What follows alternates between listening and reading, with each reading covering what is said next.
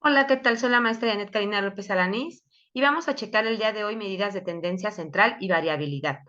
Lo que vamos a ver el día de hoy es la parte teórica de lo que es la parte estadística.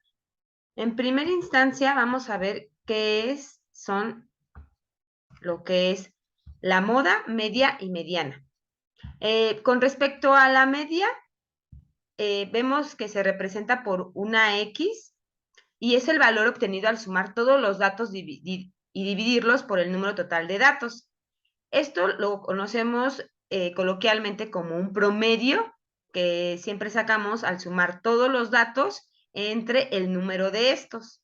La moda va a ser el número que se repita más en dados los números, ¿no? En este caso tenemos aquí lo que son los números y el que se repite más es el 6. Si hay números que se repiten, puede ser bimodal, si se repiten al mismo tiempo, lo vamos a ver un poquito más a detalle.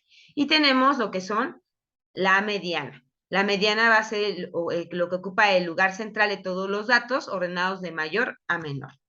Entonces, como les comentaba, la media aritmética es el promedio, el cual nos va a servir con respecto a esta fórmula para sacar a lo mejor el promedio de una calificación, que nosotros lo conocemos, el promedio de edades, y hacemos la sumatoria de todos esos datos entre cuántos son los datos. ¿Para qué me va a servir esto? Para saber en qué rango tal vez están las calificaciones de ese grupo, para conocer en qué parámetro estamos con la información, las calificaciones, edades, tal vez alguna información de cuestión química, cuestión industrial, empiezas si está ahí una variabilidad notoria que se haya salido del contenido que nosotros necesitamos. Tenemos lo que es la moda de una población o de una muestra, que es el valor que representa con mayor frecuencia o se repite más veces. En este caso, puede ser que tengamos dos valores que representen, entonces va a ser bimodal, o si hay más de dos, puede ser multimodal. Entonces, hay que diferenciar en qué momento va a ser bimodal o multimodal, dependiendo de cuántos valores se repitan. Y esto me va a ayudar a mí para que para saber que ese dato que se repite mucho es una tendencia y por eso, como dice el nombre, moda es lo que está de moda como tendencia y ese me va a servir para saber cuál es el valor que predomina entre todos los datos que estamos estudiando. La mediana es aquí como lo vemos en esta grafiquita, viene el dato del A, que sería el menor, al B, al mayor. ¿Cuál es el valor que está en medio de todos estos? No tiene que ser igual a la media. Este va a ser, o al promedio, este va a ser diferente. ¿Por qué? Porque es el valor que va a estar en medio de todos estos datos. De n datos puede ser de 20, entonces nosotros queremos el valor de en medio. Entonces, ese me va a servir para saber en qué momento está en el otro lugar. ¿Sale? Para eso también tenemos lo que es la mediana y también se divide en lo que son cuartiles, deciles y percentiles. Es para saber en qué rango están de la tabla esta que estamos viendo, en qué, si es un cuartil, en qué lugar va a estar ese número. Nos va a ayudar para conocer si lo queremos dividir los datos en cuartiles, que serían en cuartos, o en deciles o percentiles. ¿No? Aquí nos comentan los cuartiles que corresponden al 25%, al 50% y al 75%, como les comentaba. Es decir, que lo que tengo aquí en el 25, en el 50 y en el 75%, con la finalidad de saber qué datos predominan en esos lugares. Aquí también los quintiles nos maneja el 20%, el 40%, 60% y el 80%. Para eso nos sirve sacar este tipo de datos. Y los deciles, pues va a ser del 10 al 20, 30, 40, así sucesivamente de 10 en 10. Y podemos sacarlo para ver en cuánto están los datos divididos y en qué datos corresponden a esa información de acuerdo a los datos ordenados en 10 partes iguales. Y los percentiles que son los que se dividen en 100 partes iguales. Ya esto va a ser cuando tengamos datos de mayor magnitud y que se pueda hacer este estudio.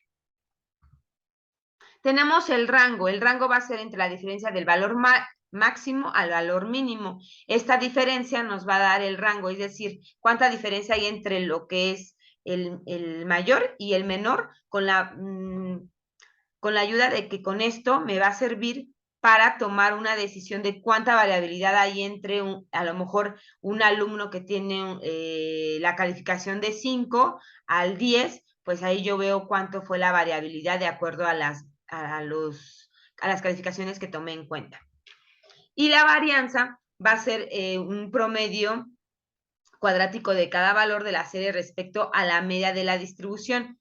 Es la parte que es la dispersión de lo que va a significar la desviación típica, es decir, cuánto va a haber una desviación con respecto a ya sea la muestra o la población. Hay que recordar que la población, supongamos que la población son todos los estudiantes del TESCO y la muestra va a ser, a lo mejor, solamente voy a tomar una muestra de los estudiantes, a lo mejor, que tienen 18 años. Es un decir, y voy a tomar solamente esa muestra para hacer un estudio de qué alimentos comen en las mañanas, por ejemplo. Entonces, la población es todo lo que yo tengo y mi pequeña muestra es lo que voy a tomar de esa población. Llámese población toda la República Mexicana y yo voy a tomar una muestra de esa República Mexicana para hacer mi estudio. Entonces, para cada una de diferente, pues voy a tomar una fórmula también igual diferente, que la única diferencia sería la N, el total de toda la población, y aquí de la muestra solamente le resto 1. La desviación estándar sería la raíz cuadrada de la varianza y nos representa la dispersión promedio de cada valor de la serie respecto a la media de la distribución. Nos va a ayudar a ver cuánto se está desviando los datos de acuerdo a la media que tenemos ya establecida al principio de los datos. Se fijan, las fórmulas no van a cambiar ni en población ni en muestra.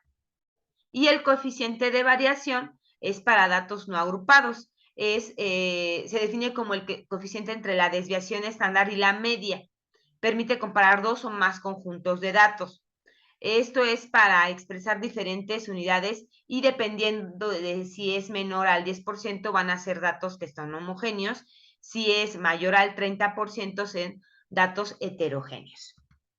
Y con eso terminamos la parte teórica de lo que es las medidas de tendencia central para poder analizar nuestros ejercicios, que ya sea que los saquemos por medio de calculadora, de Excel o de Minitab. Gracias.